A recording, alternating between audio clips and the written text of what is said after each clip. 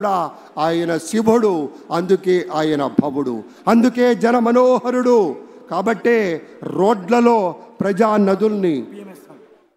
నదుల్లో నవచైత్ర పదాల్ని నడిపించేటువంటి నాటకుడిగా మనవి చేస్తూ ప్రైమ్ మినిస్టర్ శ్రీ నరేంద్ర మోదీ గారు ఈ ప్రాంగణానికి విచ్చేశారు. మన గవర్నర్ శ్రీ అబ్దుల్ నజీర్ గారు కూడా విచ్చేసి ఉన్నారు. కాబోయే ముఖ్యమంత్రి వర్యులు శ్రీ చంద్రబాబు నాయుడు గారు అందరూ కలిసి ఒక్క 2 నిమిషాల వ్యవధిలో, సరిగ్గా 2 నిమిషాల వ్యవధిలో ఈ ప్రాంగణానికి విచ్చేస్తారు. వారి రావడంతోనే మీకు మనవి చేస్తాం. ఇక్కడికి రావగానే ప్రధానమైన వేదిక నుంచి మన యొక్క అభివాదాలు అందుకుంటారు. ఆ వెంటనే ఈ పక్కన ఉన్నటువంటి పోలీస్ బ్యాండ్ సిబ్బంది మన జాతీయ గీతాలాపన ఉంటుంది. ఆ సమయంలో మనమంతా లేచి నిలబడాలి.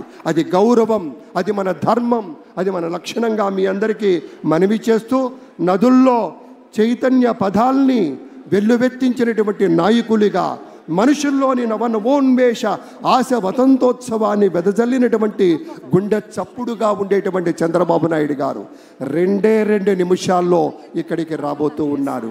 భూమి కోసం, భక్తి కోసం, పేద ప్రజల విముక్తి కోసం నిరంతర పోరాటం, ప్రగతి కోసం, ప్రజల కోసం నిత్యం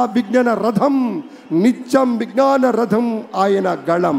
చంద్రబాబు గారి విజయం వ్యక్తిత్వం ఎప్పుడూ కూడా తప్పనటువంటి విజయం. ఒక విశేషమైనటువంటి రీతిలో ఒక మహానేతగా, ఒక